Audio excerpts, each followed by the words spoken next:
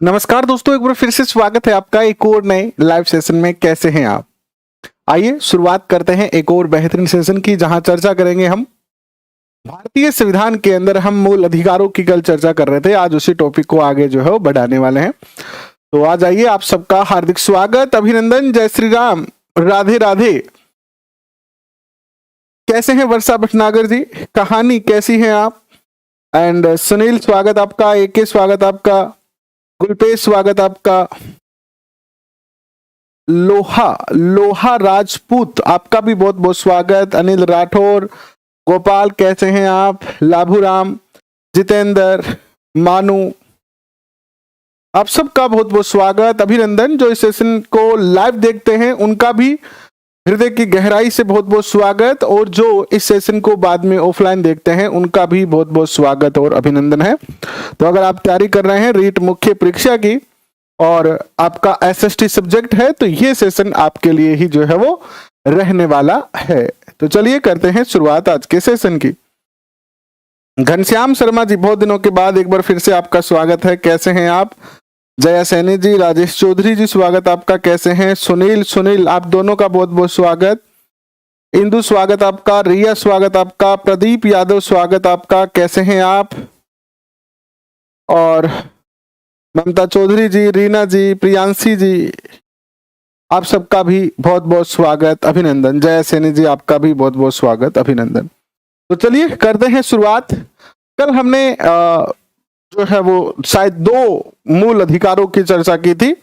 आज उससे आगे बढ़ते हैं और बाकी बचे हुए मूल अधिकारों की चर्चा करेंगे, प्लस नीति निर्देशक तत्व पढ़ेंगे, प्लस मूल कर्तव्य भी आज जो है वो अगर बहुत ज्यादा समय नहीं लगता है तो समय बचता है तो उनकी भी चर्चा जो है वो करने का प्रयत्न आज अपन जो है वो करने वाले हैं। तो आइए सेशन की शुरुआत करते हैं। बहुत सारे बच्चे ऐसे हैं जिनको पीडीएफ नहीं मिल पा रही है। क्यों नहीं मिल पा रही है? क्योंकि वो टेलीग्राम पे नहीं जुड़ रहे हैं।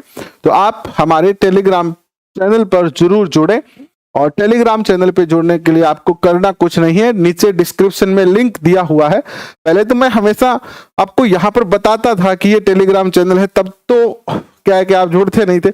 अब मैंने बताना बंद कर दिया है तो आपके बहुत सारे कॉल आते हैं कि सर टेलीग्राम चैनल है कि आपका, हमें पीडीएफ नहीं मिल पा रही है, इस तरीके की आपकी बहुत सारी जो है वो बातें हमसे पूछी जाती है। तो बिल्कुल आप हमारे टेलीग्राम चैनल से जो है ज्वाइन कर सकते हैं, जुड़ सकते हैं, और इसके लिए आपको बस कुछ नहीं करना है। नीचे डिस्क्रिप्शन में लिंक दिया है, आप जाके टेलीग्राम को ज्वाइन करें, टेलीग्राम ऐप डाउनलोड करने के बाद, और बिल्कुल बिना किसी शुल्क के आप सारी पीडीएफ फाइल जो है वो डाउनलोड कर सकते हैं। तो चलिए करते हैं शुरुआत आज के सेशन की। लास्ट सेशन में हमने पढ़ा था संविधान के भाग 3 के अंदर जो है वो अनुच्छेद 12 से 35 तक क्या दिए गए हैं, नीति निर्देशक मूल अधिकार दिए गए हैं, सॉरी। और संविधान के भाग को जो है वो भारत का मैग्ना कार्टा भी कहा जाता है, ये हमने पढ़ा। भारत के मूल संविधान में हमें 7 मूल अधिकार दिए गए थे, ये कल हमने पढ़ लिया था ना। और 7वें मूल अधिकार, यानी जो 7वां मूल अधिकार था वो संपत्ति का अधिकार, उसको बाद में जो है वो 44वें संविधान संशोधन के तहत क्या करा था, हटा दिया गया था। 44वें संविधान संशोधन के तहत जो है वो इस मूल अधिकार को क्या कर दिया गया था, हटा दिया गया था। ये भी कल हमने जो है चर्चा कर ली थी। इसके बाद कल हमने चर्चा की थी कि अनुच्छेद 12 राज्य की परिभाषा है। अनुच्छेद 13 हमने चर्चा की मौलिक अधिकारों से असंगत या उनके अल्पीकरण से संबंधित विधियां जो है वो शून्य है। इसके बाद हमने चर्चा की थी मूल अधिकार, और सबसे पहला मूल अधिकार कल हमने पढ़ा था समता का अधिकार, जो कि अनुच्छेद 14 से 18 तक था, जिसमें हमने पढ़ा कि अनुच्छेद 14 जो है वो ये कहता है कि कानून के समक्ष समानता है सभी के लिए, यानी कानून की नजर में अमीर गरीब सब क्या है, बराबर है। कानून की नजर में किसी प्रकार का कोई भी भेदभाव नहीं है। इसके बाद हमने अनुच्छेद 15 में पढ़ा, अनुच्छेद बाकी कहाँ गए, हाँ, अनुच्छेद 14 में पढ़ा कानून के समक्ष समानता है। अनुच्छेद 15 में पढ़ा कि सामाजिक भेदभाव की समाप्ति की जाएगी, यानी हमारे देश में किसी भी जाति को लेकर, लिंग को लेकर, धर्म को लेकर, जन्म स्थान को लेकर किसी भी तरीके का जो है वो भेदभाव नहीं किया जाएगा या नहीं किया जाता है। इसके लिए जो है वो प्रतिबंध लगाया गया अनुच्छेद 15 के तहत।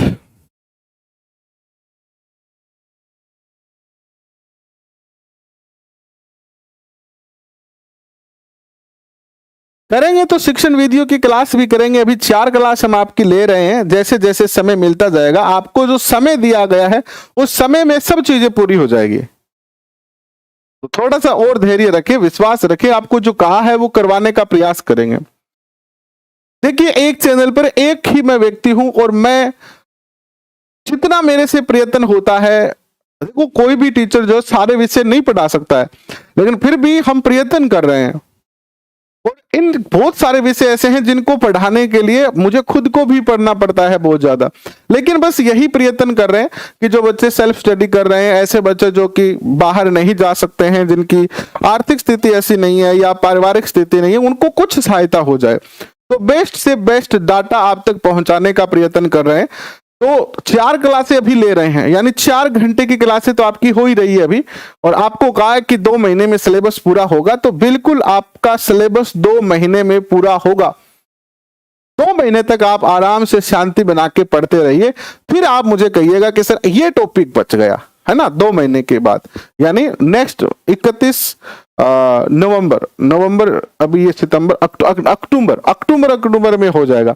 नवंबर दिसंबर में फिर रिवीजन ही करना है हमें, ठीक है। तो अपने पास समय है, ऐसा नहीं है, आप बिल्कुल भी टेंशन ना लो, कोई दिक्कत नहीं है।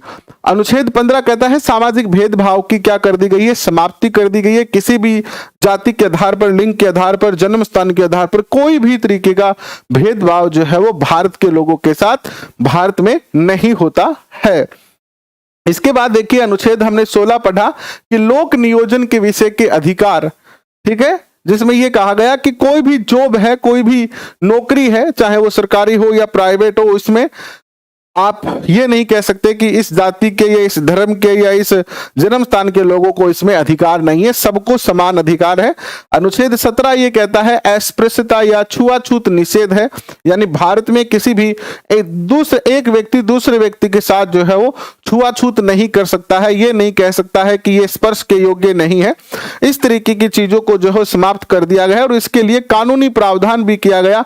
अस्पृश्यता, भारतीय अस्पृश्यता अधिनियम 1955 के तहत। इसके बाद देखिएगा, अनुच्छेद 18 कहता है कि उपाधियों का अंत कर दिया गया है। भारत के अंदर सेना और शिक्षा में, केवल सेना और शिक्षा में ही उपाधि होती है, बाकी किसी भी क्षेत्र में कोई भी उपाधि जो है वो प्राप्त नहीं कर सकता है।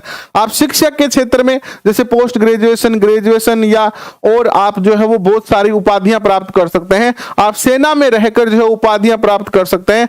इन 2 क्षेत्रों के अलावा कोई भी व्यक्ति उपाधि प्राप्त जो है वो नहीं कर सकता है।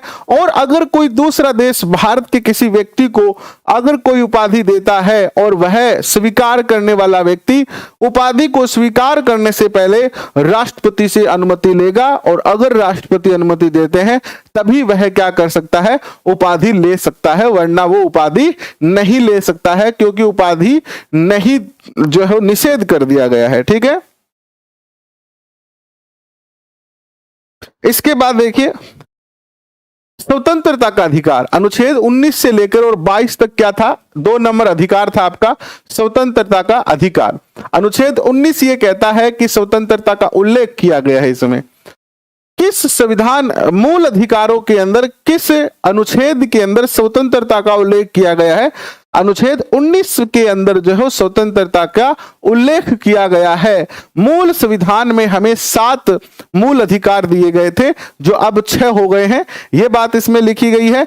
इसी के अंदर 19A(6) के अंदर संपत्ति के अधिकार को 44वें संविधान संशोधन 1978 के तहत समाप्त कर दिया गया, यह भी बात लिखी गई है। और भारत में 6 प्रकार की स्वतंत्रता भारतीयों को दी गई है। भारत में रहने वाले लोगों को 6 प्रकार की स्वतंत्रता दी गई है। ये 6 प्रकार की स्वतंत्रताएं कौन कौन सी है? विचार व अभिव्यक्ति की स्वतंत्रता, कि आपके मन में कोई विचार आ रहा है किसी के भी प्रति, चाहे वो देश के प्रधानमंत्री भी क्यों ना हो, आप उनके प्रति आपके मन में जो भी भाव आ रहा है आप व्यक्त कर सकते हो, आपको कोई रोकेगा नहीं,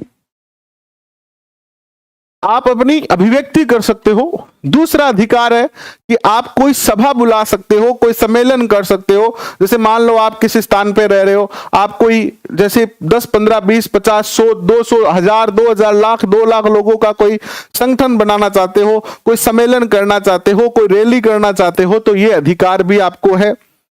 लेकिन इसके लिए भी कुछ नियम है। जैसे मान लो अगर बहुत बड़ी रैली कर रहे हो जिसमें कि भाई कोई भी कानूनी व्यवस्था बिगड़ सकती है, तो आपको उसके लिए पुलिस प्रशासन से क्या लेनी पड़ेगी, अनुमति लेनी पड़ेगी। इसके बाद आपको जो है वो संघ व परिसंघ बनाने की भी स्वतंत्रता है। आपको भारतीय क्षेत्र में कहीं पर भी भ्रमण करने की स्वतंत्रता है। आप राजस्थान में रहते हो, आप जयपुर में रहते हो, आप चाहते हो कि आप जैसलमेर घूमने जाओ, जा सकते हो। आप चाहते हो कि आप केरला घूमने जाओ, जा सकते हो। आप चाहो कि आप जो है वो जम्मू कश्मीर घूमने जाओ, तो आप जा सकते हो। आपको इस तरीके की जो है वो स्वतंत्रता है। प्रदीप सिंह जी कह रहे हैं कि हमने एसएसटी के आपके जो है वो भारतीय अर्थव्यवस्था के वीडियो देखे हैं और वो हमें पसंद आए। इसके लिए बहुत बहुत धन्यवाद प्रदीप जी कि आपको पसंद आए, बहुत अच्छी बात है। अगर आपको पसंद आए तो आप अपने दोस्तों को भी बता सकते हैं और वो सारे सेशन की पीडीएफ फाइल आप टेलीग्राम से डाउनलोड कर सकते हैं। ठीक है, टेलीग्राम चैनल पे जुड़े और वहां से उन सभी सेशन की, जितने भी हमने अर्थव्यवस्था के सेशन करवाए हैं, उन सब की आप पीडीएफ फाइल भी डाउनलोड कर सकते हैं बड़ी ही आसानी से। इसके बाद ये कहा गया कि भारतीय क्षेत्र में निवास करने की भी आपको स्वतंत्रता है। मान लीजिए आज आप कहीं रह रहे हैं, मान लो आज कोई बच्चा, जैसे मैं आज तारानगर में रह रहा हूं, चूरू जिला है मेरा, और कल को मेरा जो है वो मेरी जॉब लग जाती है बाड़मेर में, तो मैं अपना बोरिया बिस्तर बांध के बाड़मेर जा सकता हूं, वहां पर जमीन खरीद सकता हूं और वहां पर रहना शुरू कर सकता हूं, वहीं का आधार कार्ड बना सकता हूं, वहीं के राशन कार्ड में नाम जुड़वा सकता हूं। चलो ये तो गुरुजी राजस्थान है, थे जाके दिखाओ जम्मू कश्मीर। हाँ बिल्कुल, अब हम जम्मू कश्मीर में भी जाके रह सकते हैं। हम चाहें तो देश के किसी भी कोने में, अंडमान निकोबार द्वीप समूह में भी जाके रह सकते हैं, बट श्रीलंका में नहीं रह सकते क्योंकि श्रीलंका हमारा देश नहीं है। हमारे देश के बाउंड्री के अंदर हम कहीं पर भी जो है वो रह सकते हैं। नेक्स्ट देखिएगा, व्यापार करने की भी स्वतंत्रता हमें है। इसके बाद अनुच्छेद 19 में वर्णित सभी स्वतंत्रता केवल भारतीय नागरिकों के लिए लागू है। मान लो कोई दूसरे देश का व्यक्ति भारत में वीजा लेकर घूमने आता है और वो चाहता है कि मैं वहां जाके रह लूं, वो केवल अपने निश्चित समय तक, जैसे मान लो किसी ने 15 दिन का वीजा लिया है भारत का कि भाई 15 दिन मैं भारत में घूमना चाहता हूं, तो वो 15 दिन तक भारत में कहीं पर भी रह सकता है। वहां के लोकल पुलिस को वो सूचना दे सकता है और फिर 15 दिन जैसे ही समाप्त होगा उसको अपने बोरिया बिस्तर बांध के अपने देश में जाना होगा। यह नहीं कि वो आ गया है तो यहीं पर रह सकता है। इसके बाद यह कहा गया है अनुच्छेद 20 में कि अपराध व दोष सिद्धि के विरुद्ध संरक्षण। यहां तक हमने कल पढ़ लिया था और आगे का आज हम जो है शुरू कर रहे हैं अनुच्छेद 20 से। अपराध व दोष सिद्धि के विरुद्ध संरक्षण दिया गया है। अनुच्छेद 20 में यह कहा गया है कि आपको जो है वो अपराध व दोष सिद्धि के विरुद्ध जो संरक्षण दिया जाता है। मान लो कि आपने कोई अपराध नहीं किया है लेकिन फिर भी पुलिस आप पर शक करती है, आपको वो कुछ समय के लिए पूछताछ के लिए बुला सकती है, लेकिन वो आपको अपराधी नहीं कह सकती है जब तक कि दोष सिद्ध न हो जाए। कहां पर? अदालत में। आप शक के दायरे में तो आ सकते हो। मान लो आपके इलाके में कोई चोरी हुई और मान लो मुझ पर शक हो गया पुलिस को कि ये चोर है, पुलिस मुझको बड़े ही आराम से ले जा सकती है, थाने में पूछताछ कर सकती है ना। इसका एक पूरा प्रोसीजर है उसके तहत। लेकिन कोई व्यक्ति अपराधी है कि नहीं है ये पुलिस जो है वो घोषित नहीं कर सकती है, ये तो कोर्ट करेगा। ये हमें अधिकार है ना। एक अपराधी के लिए एक अपराध के लिए एक ही सजा मिलेगी। आपने इतिहास में देखा है कि एकमात्र ऐसा पूरे विश्व के इतिहास में एक ही घटना ऐसी है जिसमें एक ही अपराध के लिए किसी व्यक्ति को 2 जन्मों की सजा दी गई। बाकी विश्व के इतिहास में कहीं पर भी आपको इस तरीके का उदाहरण नहीं मिलेगा कि किसी व्यक्ति को एक अपराध के लिए, अपराध क्या था? देश की आजादी, स्वतंत्रता आंदोलन, ऐसे अपराध के लिए किसी व्यक्ति को 2 जन्मों की सजा दी गई है। कौन थे वो? वीर सावरकर थे। हालांकि हमें नहीं पढ़ाया गया वीर सावरकर के बारे में, हम जब पढ़ते थे 5वीं 6वीं 7वीं 8वीं 9वीं 10वीं 11वीं 12वीं बीए ग्रेजुएशन पोस्ट ग्रेजुएशन, हमें वीर सावरकर के बारे में नहीं पढ़ाया गया, क्योंकि हमारे देश में केवल कुछ ही जो हमारे देश की आजादी में सहयोग करने वाले थे या नाम मात्र का सहयोग करने वाले थे या थोड़ा थोड़ा सहयोग करने वाले थे, उन्हीं को बढ़ा चढ़ाकर दिखाया गया कि बस इन्हीं के कारण हमें आजादी मिली है। बाकी हमारे देश के अंदर अगर आप देखोगे कि सबसे ज्यादा आंदोलन कहां हुए आजादी के लिए, सबसे ज्यादा आजादी के आंदोलन कहां हुए, भारत को स्वतंत्र कराने के लिए सबसे पहले और सबसे ज्यादा आंदोलन बंगाल में हुए,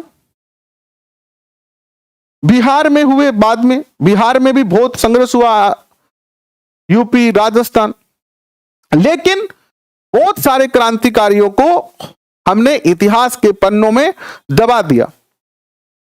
चलो आगे बढ़ते हैं। क्या कहता है कि अनुच्छेद 20 कहता है कि एक अपराध के लिए एक बार सजा होगी आपको, एक अपराध एक सजा। और क्या कहता है ये कि आपको जबरदस्ती गवाह नहीं बनाया जा सकता।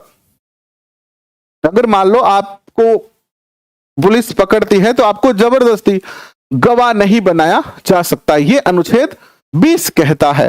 और ये जो अनुच्छेद है 19 20 और इसके बाद 21, प्राण व दैहिक स्वतंत्रता और जीवन का अधिकार या जीने का अधिकार। अनुच्छेद 21 क्या कहता है कि हमें जिंदा रहने का अधिकार है, अपने प्राणों की रक्षा करने का अधिकार है।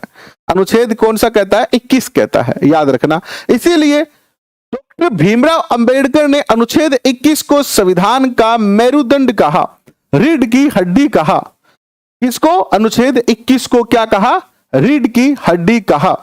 अच्छा बताए कि कौन सा अनुच्छेद है जो आपातकाल में भी, सॉरी, कौन सा मूल अधिकार है जो आपातकाल में भी लागू रहता है? तो ये 20 और 21 जो है वो आपके आपातकाल में भी जो है वो लागू रहते हैं। यानी देश में आपातकाल लागू हो जाता है, इमरजेंसी लागू हो जाती है, युद्ध छिड़ जाता है, तो बाकी सारे आपके मूल अधिकार आपसे छीन लिए जाएंगे। बट ये तो अपराध जो 20 और 21 वाले हैं ये हमेशा आपके जो है वो एक्टिव रहेंगे, ये कभी भी जो है वो आपसे छीने नहीं जाएंगे, चाहे कैसी भी परिस्थिति क्यों ना हो। इसके बाद कहा गया है अनुच्छेद 21 क में शिक्षा का अधिकार है ना, RTE, right to education. Right to education किस में है? राइट टू एजुकेशन किस में है? अनुच्छेद 21 क में। ये सीधा सीधा क्वेश्चन पूछा जा सकता है कि शिक्षा का अधिकार हमें संविधान के किस अनुच्छेद में मिला है? तो 21 क में मिला है, जिसमें पहले था 6 से लेकर 14 वर्ष तक के बच्चों के लिए निःशुल्क शिक्षा, लेकिन अभी 2019 के बाद जो है वो इसमें 6 से 18 वर्ष के बच्चों के लिए जो है वो निःशुल्क शिक्षा की जो है व्यवस्था कर दी गई है। और 86वां संविधान संशोधन हुआ था 2002 में, तब इसको जो है वो जोड़ा गया था शिक्षा के अधिकार को। ठीक है, इसके बाद देखिएगा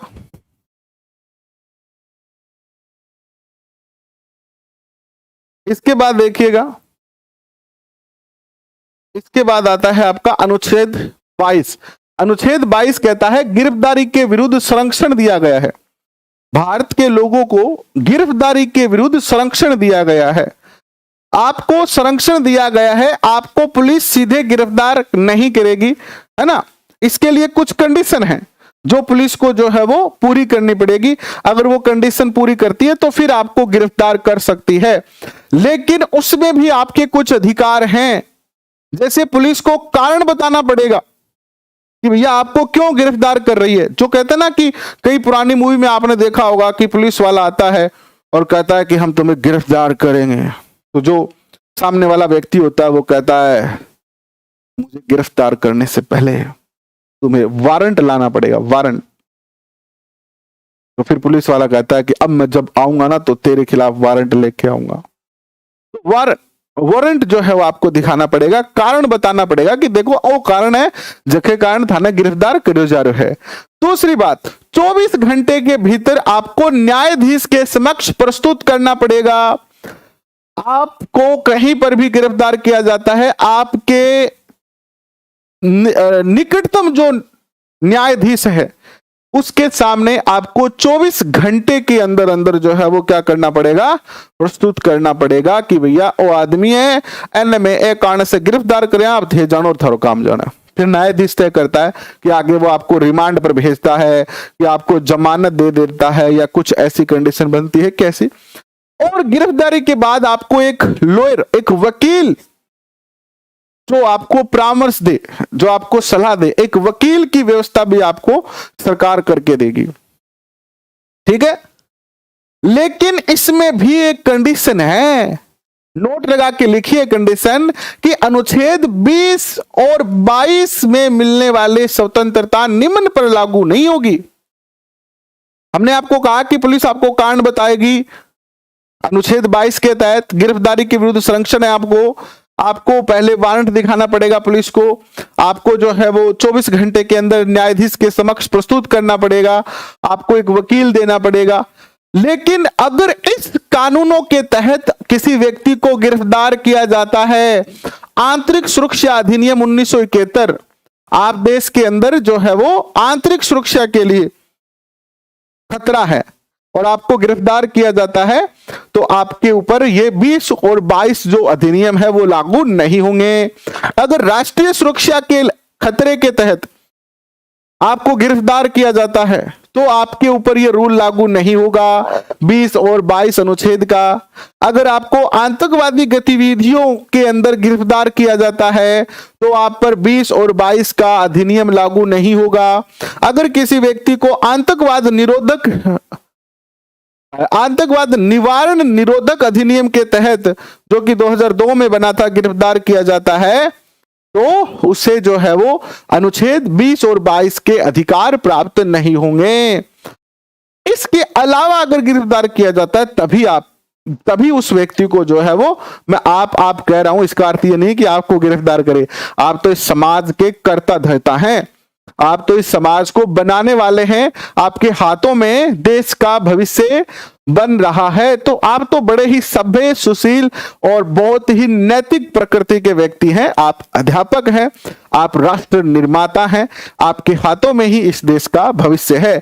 आपका अर्थ यहां पर है जो व्यक्ति इस तरीके के कृत्य करता है कि उसको गिरफ्तार करना पड़े, उसके लिए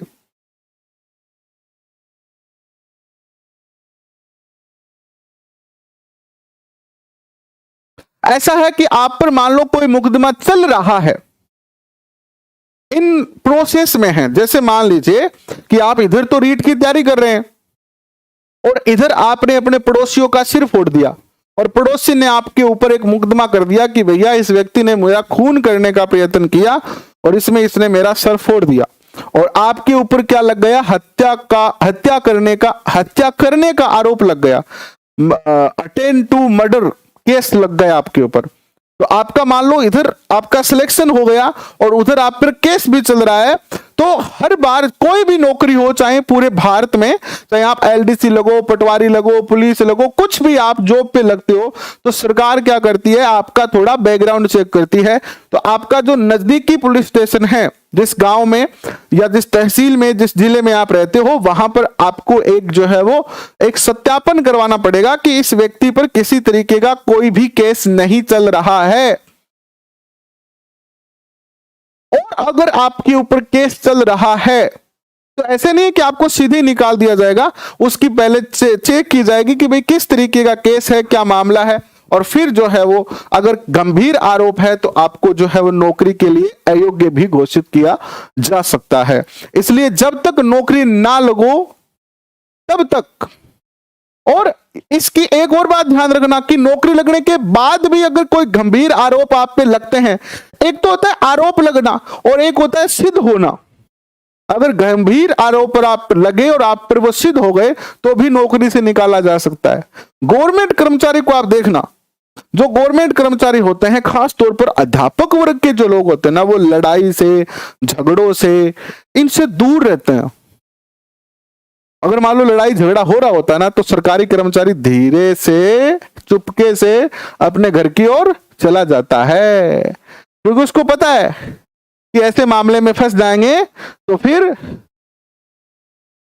जिस विभाग में आप लगे हो, मान लो आप टीचर लग गए और आपने क्या करा, कर लिया लड़ाई दंगा और आपने किसी का माथा फोड़ दिया, तो जब भी आप पर एफआईआर दर्ज होगी और जैसे ही थाने वालों को पता चलेगा कि आप गवर्नमेंट कर्मचारी है और आप पर दोष सिद्ध हो जाएंगे, कोर्ट ने आपको सजा दे दी कि ये तो इसने हत्या करने का प्रयास किया, इसको 5 साल की सजा, तो आपके विभाग को एक लेटर भेजा जाएगा कि फलाना चंद जी जो आपके डिपार्टमेंट में नौकरी करते हैं, इन्होंने जो है वो इस तरीके का कृत्य किया जिसके लिए इसको इतने समय की सजा दी जा रही है, तो आप भी अपने अकॉर्डिंग उचित कार्रवाई इस पे करें।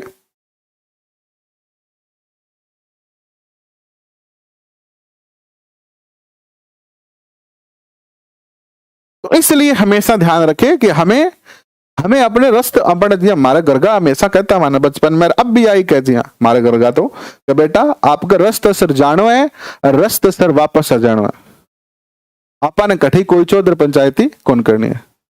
ठीक है, अब आगे बढ़ते हैं।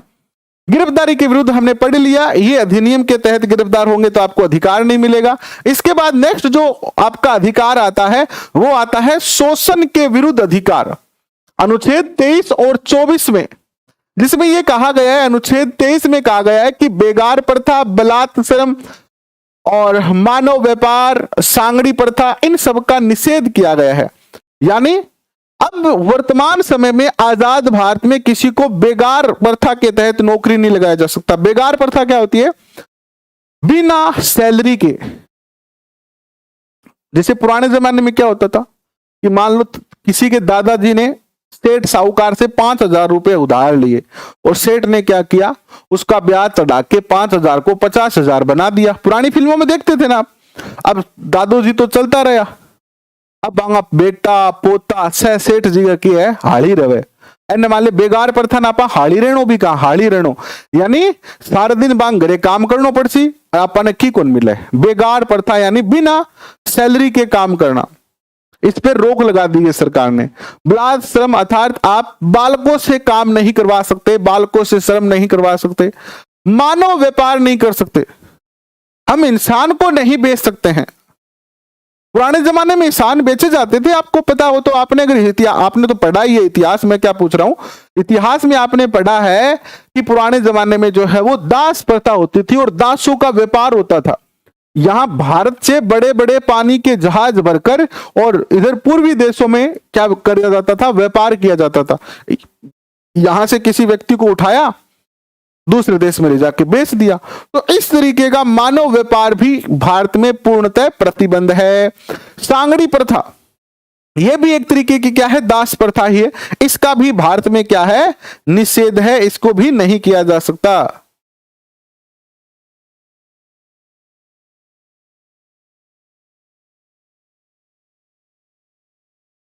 ठीक है, नेक्स्ट जो अनुच्छेद 24 कहता है, यह कहता है बाल श्रम निषेध, अर्थात छोटे बालकों से, जो बालक 14 वर्ष से कम आयु के हैं उनसे आप कोई काम नहीं करवा सकते हैं।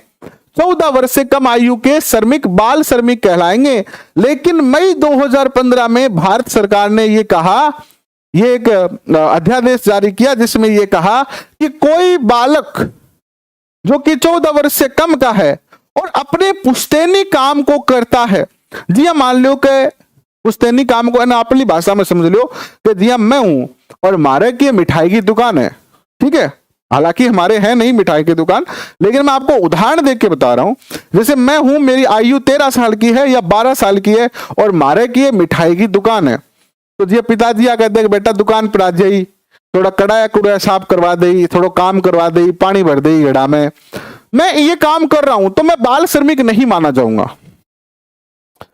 आपके पुश्तैनी कोई व्यापार है, कोई व्यवसाय है और उस व्यवसाय में अगर आपके बच्चे आपका सहयोग कर रहे हैं जो कि 14 साल से कम आयु के हैं, उनको बाल श्रमिक नहीं कहा जाएगा। बट कंडीशन यह है कि उनकी शिक्षा नहीं रुकनी चाहिए। यह नहीं कि थेबे ने दुकान पर ही लगा लियो कि बेटा अपने स्कूल से काल जानो को नहीं, नौकरी नाकरी तो मिले को नहीं, के करे वो स्कूल जागे तू अपने दुकान पर काम कर, बिना शिक्षा को रोके। जी मान लो कि अब गर्मियां चले तो 7 से 1 बजे तक अपना स्कूल चल जाई और फिर 2-1 घंटा आराम करके 4 बजे, जो बहुत सारे ऐसे बच्चे हैं जो 4 बजे बाद अपने पिताजी की दुकान पे जाके बैठ जाते हैं और उनका सहयोग करते हैं, तो उसको बाल श्रम की श्रेणी में हम जो है वो नहीं रखेंगे। ठीक है, नहीं रखेंगे। नेक्स्ट देखिएगा, धार्मिक स्वतंत्रता का अधिकार। नेक्स्ट जो अधिकार दिया गया हमारे संविधान ने हमें, वो दिया धार्मिक स्वतंत्रता का अधिकार, अनुच्छेद 25 से लेकर और 28 तक, जिसमें यह कहा गया कि व्यक्ति अपनी इच्छा से किसी भी धर्म को अपना सकता है। मान लो थारे जी में आ गई, तो मैं तो बुद्ध भगवान मेरे लिए मतलब बहुत पसंद है ना, गौतम बुद्ध ऋषि है ना, मैं बौद्ध धर्म अपनाऊंगा तो थे अपना को थारी मर्जी हूं।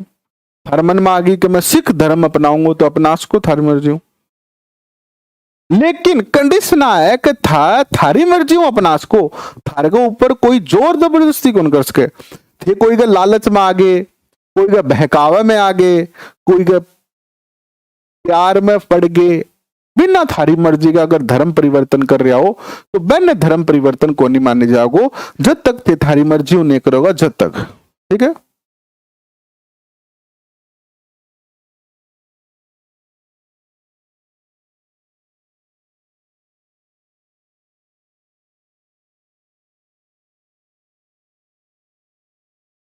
इसके बाद अनुच्छेद जो है वो 26 ये कहता है कि धार्मिक संस्थाओं की स्थापना कर सकते हो आप। जैसे मान लो मुस्लिम धर्म में आप देखोगे, खास तौर पर मुस्लिम धर्म में मंदिरों की स्थापना करने की अनुमति है। तो क्वेश्चन पूछा जा सकता है कि मुस्लिम धर्म में मंदिर से स्थापित करने की स्वतंत्रता किस अधिकार के तहत है? तो ये धार्मिक संस्था ही तो है एक मंदिर सा। आप अपना मंदिर बना सकते हो, आप अपनी मस्जिद बना सकते हो, गिरजाघर बना सकते हो, जो भी आपके धर्म से संबंधित संस्थाएं हैं आप उनकी स्थापना कर सकते हो।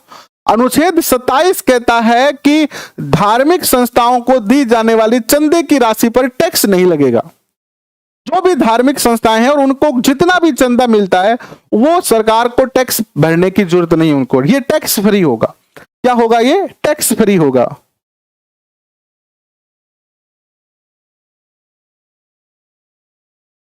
मनोज कुमार कह रहे हैं श्रीमान मेरी बहन ने अभी मैथ से रीट पास किया हुआ है, अभी आगे क्या करना होगा? आगे कुछ नहीं करना है भैया, अभी रीट का रिजल्ट आएगा, उसके बाद आपसे फॉर्म भरवाए जाएंगे मुख्य परीक्षा के लिए, और मुख्य परीक्षा की आपको तैयारी करनी है ना। और तब तक आप, जब तक कि मुख्य परीक्षा नहीं हो, मुख्य परीक्षा होगी जनवरी में, तो आप तैयारी करो। अब आप अपनी बहन को कहें कि आप तैयारी करें, राजस्थान जीके है, मैथ साइंस तो आपको पढ़नी है, आपका सब्जेक्ट है वो, और बाकी आपको जो है वो सारा डाटा यहां पर मिल ही रहा है। तो आप अपना सिलेबस डाउनलोड करें और उसके अकॉर्डिंग जो है वो तैयारी करते रहें। धार्मिक संस्थाओं को दी जाने वाली चंदे की राशि पर टैक्स नहीं लगेगा। अनुच्छेद 28 कहता है राजकीय मान्यता प्राप्त और राजकीय सहायता प्राप्त जो विद्यालय हैं उनमें धार्मिक शिक्षा नहीं दी जा सकती। मानतो गुरुजी पढ़ायो कहते तारा धर्म की शिक्षा देश को, अब मैं मास्टर बन गया, अब मैं हमारे स्कूल में जाके टाबरा ने नहीं मारे धर्म की शिक्षा देशा, मैं हिंदू हूं तो मैं हिंदू धर्म की शिक्षा देशू, मैं मुस्लिम हूं तो मैं मुस्लिम धर्म की शिक्षा देशू, मैं ईसाई हूं तो ईसाई धर्म की शिक्षा देशू। ना बच्चों ना, आप किसी भी गवर्नमेंट विद्यालय में, किसी भी सहायता प्राप्त विद्यालय में आप धार्मिक शिक्षा नहीं दे सकते हैं। याद रखना आप ये बात, अगर आप गवर्नमेंट अध्यापक है तो धार्मिक शिक्षा आप नहीं दे सकते हैं। फिर आता है आपका पांचवा अधिकार, शिक्षा व संस्कृति का अधिकार। अनुच्छेद 29 से लेकर और 30 तक। अनुच्छेद 29 कहता है कि अल्पसंख्यक वर्ग के हितों का संरक्षण इसमें किया जाएगा। जो भी देश में जिनकी संख्या कम है तो उनके हितों का रक्षा की जाएगी इसमें। और अनुच्छेद 30 ये कहता है कि अल्पसंख्यक वर्ग के हितों के संरक्षण के लिए शिक्षण संस्थाओं की स्थापना की जाएगी। यह कहता है कि आप मुस्लिम हो तो मंदिर से खोल सकते हो, आप मुस्लिम हो तो मदरसे की स्थापना कर सकते हो और अपने धर्म की शिक्षा दे सकते हो। कौन सा अधिनियम कहता है?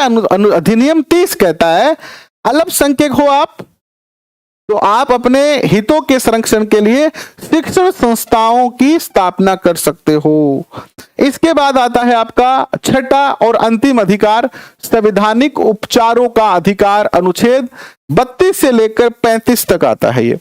अब आप कहोगे गुरुजी अनुच्छेद 31 में के है, तो अनुच्छेद 31 में हो संपत्ति का अधिकार। क्या है? संपत्ति का अधिकार है, जो अब समाप्त कर दिया गया है। तो अनुच्छेद 32 में है। 32 क्या कहता है? शीघ्र और त्वरित न्याय मिले। मान लीजिए किसी व्यक्ति के मूल अधिकारों का क्या कर लिया गया? हनन कर लिया गया। ठीक है, आपके मूल अधिकारों का क्या हो गया है? हनन हो गया है। तो आप क्या करोगे? कोर्ट में केस करोगे। अब गुरुजी कोर्ट में तो केस बहुत लंबा लंबा चाला है, नहीं चाला है? कौन चाला है? कोर्ट में तो कई साल लग जाए, इतन तो मेरे को नहीं क्यों जाओ। तो अगर मूल अधिकारों के हनन से संबंधित कोई मुद्दा कोर्ट में जाता है, तो संविधान यह कहता है कि भैया उसको सबसे पहले सुनो, उसका जल्दी से जल्दी न्याय करो। ठीक है, तो शीघ्र और त्वरित न्याय आपको इसमें मिलेगा। अनुच्छेद 32 कहता है शीघ्र व त्वरित न्याय, और अनुच्छेद 33 ये कहता है कि संसद विधि द्वारा स्थापित प्रक्रिया से मौलिक अधिकारों में संशोधन कर सकती है। संसद जो भी विधि बनी हुई है, जो भी नियम बना हुआ है, उस नियम के तहत मूल अधिकारों में भी क्या कर सकती है? संशोधन कर सकती है। अनुच्छेद 34 कहता है कि जो क्षेत्र सेना के नियंत्रण में आते हैं वहां मौलिक अधिकार अनिवार्य नहीं है। मान लो जी कोई मेरे वर्गो पढ़ो लिखो आदमी, जी हाँ जैसलमेर नौकरी लाग गयो, और जैसलमेर में जोधपुर में क्या है? सैनिक ठिकाना है। बीकानेर में भी सैनिक ठिकाना है अपना, छठे सैनिक ठिकाना है। जनरली बॉर्डर के आसपास के क्षेत्र में सैनिक ठिकाना हुआ है। ठीक है, और ये पढ़ा लिखा एकदम यह संविधान का जानकार हो।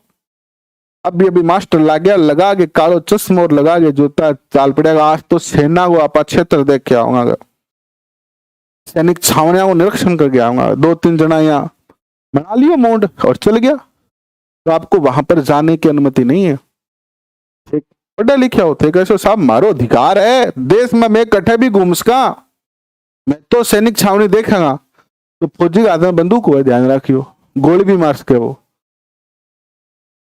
क्योंकि छठे आर्मी को अधिकार है, बटे अपना मूल अधिकार काम कौन करे। जहां पर सेना का अधिकार क्षेत्र है, क्योंकि सेना का अधिकार क्षेत्र राष्ट्रीय सुरक्षा का विषय है, और राष्ट्रीय सुरक्षा के विषय में मूल अधिकार काम नहीं करते हैं। बॉर्डर के पास जितने भी गांव होते हैं ना, वो युद्ध के समय खाली करने पड़ते हैं तुरंत। अब कोई या कौन कर क्यों मैं मारो घर खाली करके क्यों जावा, भैया वहां पर युद्ध छिड़ गया, आपको खाली करना ही पड़ेगा। तो सैनिक नियंत्रण जहां पर है, वहां पर जो है वो क्या नहीं होते हैं, हमारे मूल अधिकार काम नहीं करते हैं। इसके बाद जो क्षेत्र हो गए 35 मौलिक अधिकारों को प्रभावी करने के लिए संसद विधि निर्माण करेगी। मौलिक अधिकारों को प्रभावी करने के लिए, मौलिक अधिकारों को लागू करने के लिए संसद क्या करेगी? रूल बनाएगी, विधि का निर्माण करेगी। तो ये आपके मौलिक अधिकार जो है वो पूरे हो गए। अब बताओ मौलिक अधिकारों में कोई दिक्कत है क्या? क्वेश्चन करवाएंगे आपको 2 महीने कंटिन्यू, एक टॉपिक के कम से कम 100 क्वेश्चन करवाऊंगा, और जितने भी प्रीवियस ईयर क्वेश्चन हैं वो सारे करवाऊंगा, प्लस अधीनस्थ बोर्ड हमारा पेपर करवाएगा ना, तो अधीनस्थ बोर्ड ने जितने भी पेपर करवाए हैं अब तक, उन सभी पेपरों को आपको मैं करवाऊंगा जीके। अब तक अधीनस्थ बोर्ड बनने के बाद अब तक जितने भी पेपर अधीनस्थ बोर्ड ने करवाए हैं, और उसमें हिस्ट्री के जैसे क्वेश्चन आए हैं, पॉलिटी के जैसे क्वेश्चन आए हैं, आर्ट कल्चर के जैसे क्वेश्चन आए हैं, एंड राजस्थान के जैसे क्वेश्चन आए, वो सारे के सारे क्वेश्चन आपको, यानी प्रीवियस ईयर क्वेश्चन भी आपको करवाऊंगा। और जीके में टारगेट है कि हम जीके में लीड करें, ताकि अच्छा रिजल्ट हमारा आए। तो आराम से पढ़िए, जितना समय आपको कहा गया है, जो हमने योजना बनाई है और आपको योजना बताई हुई है कि हम कितने समय में क्या कार्य करेंगे और किस महीने में क्या कार्य करेंगे, सब अपनी योजना तैयार है। हम अपनी योजना के अनुरूप चल रहे हैं, और योजना के अनुरूप हम बिल्कुल करेक्ट टाइम पे चल रहे हैं। ना ही तो हमारा सिलेबस धीरे चल रहा है, ना ही बहुत ज्यादा तेज चल रहा है। हम बिल्कुल अपनी योजना के अनुरूप चल रहे हैं, और जब कोई कार्य योजना के अनुरूप होता है तो सफलता मिलने के चांस जो है वो बहुत अच्छे जो है वो हो जाते हैं। अब कल हम पढ़ेंगे राज्य के नीति निर्देशक तत्व और मूल कर्तव्य, फिर ये यूनिट आपकी पूरी हो जाएगी, फिर अपन नेक्स्ट यूनिट की जो है वो शुरुआत करेंगे। अभी के लिए बस इतना ही। पीडीएफ इसकी टेलीग्राम पे मिलेगी, टेलीग्राम का लिंक नीचे डिस्क्रिप्शन में दिया हुआ है, जरूर ज्वाइन करें। अभी के लिए बहुत बहुत धन्यवाद। Thank you. शुभ रात्रि।